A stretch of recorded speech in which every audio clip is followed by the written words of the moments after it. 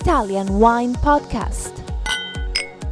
Chin Chin with Italian wine people. Hello, my name is Monty Waldin. This is the Italian Wine Podcast. My guest today is Denise Marrone, who is from Agricola Gian Piero Marrone in Morra, in Italy's Piemonte region. Welcome. Thanks a lot. So I'm a little bit nervous. We've got an audience of 4 million for this show, so nothing to be nervous about. We're only the three of us here now. Live streaming. So first question is, who was Gian Piero Marrone? How many generations ago did he create this estate? Who is, because he is still with us, and is a very good part of the company, because without his 43 years of experience, we won't be here, first of all. So is he your dad? Yes, he is. So how many children did he have? 3 of us, but we are all girls. Right, so Denise, Serena and Valentina, who's the analog, who's the winemaker. All right, so what's your role, Denise? I live in a luggage, so I travel around and I present the wines, and what I'm doing now, talking about my family, I do all day long, almost every day. So you're 3 sisters? Yes, we are. Who are the 3 sisters? Yeah, I'm the eldest, I'm Denise, and I'm the marketing side, so I try to sell what my third sister makes, who's Valentina, the youngest, and she's the analog. The second sister's name is Serena, and she's marketing side as well, plus the office side, plus the more boring administration stuffs. Okay, so how easy is it to work in a family winery? It's not that easy, but it's a world scoop there. What we have the habit to do since we were born, so we can survive. Okay, so tell me a little bit about your father. He was in some ways quite pioneering, yeah? Yes, because he was the one starting to follow really the quality, because the one of our 3 sisters, is the 4th generation, so we come from more than 100 years, but the one who really started to bottle, to label, to increase the quality was our dad. So when did he start bottling? 1973 is the first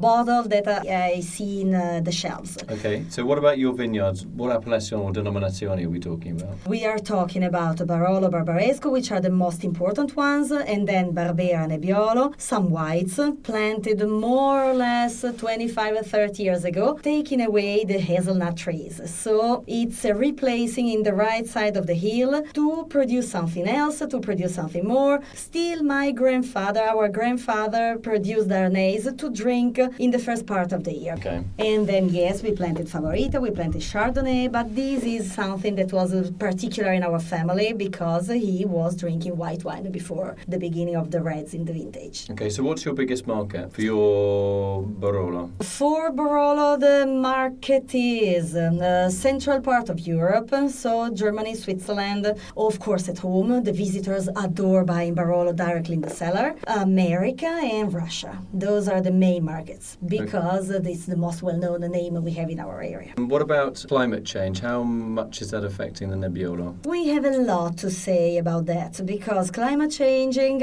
changed the way of production, changed the vineyards, and changed the way we think about the vineyards. So first of all, my sister Valentina told me just a few days ago that the important stuff is to let the plants live in the best possible way. So, for example, just as an example, we bought a machine that cuts the grass, the underground roots of the grass, to let the soil breathe better, so to give more air to the roots that go deep of the vineyards, and so to be more green. So everything we do is to make the plants live better and to respect them. So respect is the most important of what we are doing now. About the climate changing. And the expert, they say that is continuing. So it's not just a matter of 2017. Okay, are you changing your winemaking as well in terms of the use of oak with climate change? Yes. For example, they started to use a special producer of big barrels called the Stockinger. And this one, again, in the respect of the wine, the pieces of wood that constitute the barrels, they are deeper, they are thicker. And so it means that there's a less exchange with the air. For example, our best Barolo, the Barolo Bussia, can remain 3 years in the same barrel, not being overwhelmed with the taste of it. So which crus in Barolo do you have then?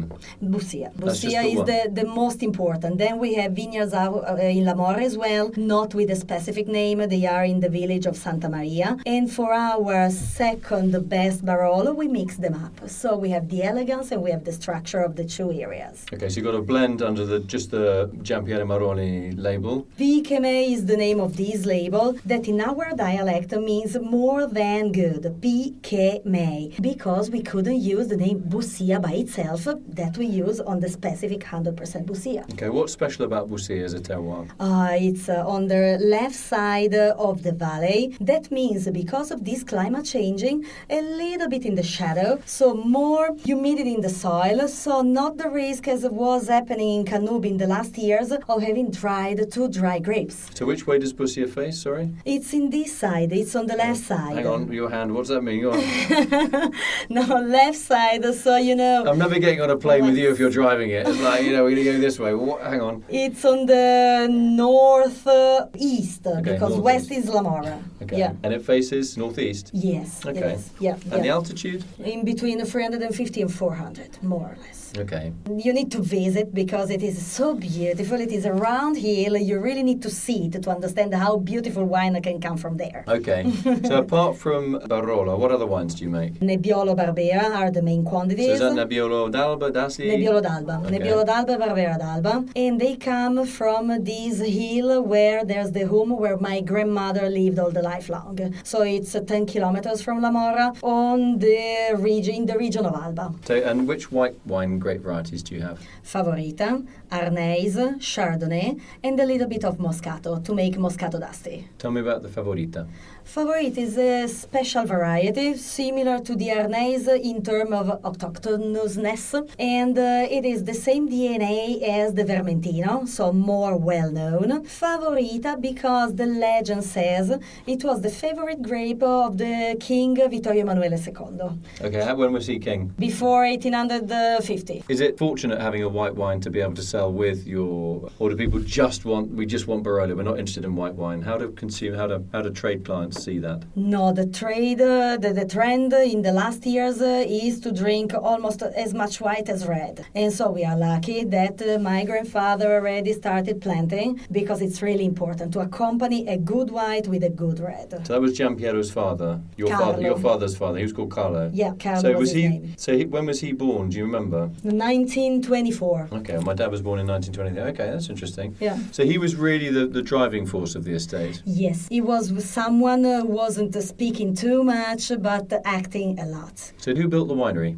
The one we know, it was him, because before our grandfather, we didn't meet of course, but he was also running a factory, so he had some animals, so he was the one focusing on the wine activity. Okay, so when you say factory, that just means a farm? Yes, sorry, Fattoria. yeah, That's yeah, okay, yeah. that's okay. Okay, so the first generation was, so Gian Piero is your dad, yeah? Yes, it is. So your father, Gian Piero, is going to retire soon? He will never retire. Yeah, I know, but officially he's going to have to Yeah, retire. he says that. Right, so and when the next generation takes over, what will the Marrone winery be called? Will it get a new name? Allora, yeah, we are right now in a generational change. So he is trying to give us, I can't say more power because it's not true, but more responsibilities, more markets. He don't know all our customers, and he's trying to make one step back. And right now we are changing our labels, coming back. It seems the contrary, but coming back to an old style, an old fashion label, more easy to read, clear, white, elegant, because we are all girls, we are all sisters. So this is the way we want to follow. And there's no more Gian Piero Marrone on the logo, there's just Marrone. So is it a case that with your dad, if everything goes well, he's like, oh, that's thanks to me because I set everything up for my daughters. And if somebody makes a mistake, he's like, oh, you shouldn't have done that. Or does course. He really? He's like that. Of So course. he's a tough guy, yeah. Yeah. No, we continue listening to him, we continue following him. But do you really listen, or do you just make him think that you're listening to him? No, because he has very smart ideas, and if not, I would be the first not listening to him anymore. But so we need, and then we argue every day, at least me and him, we argue every day. I'm not surprised, having met your father. And met me. Yeah.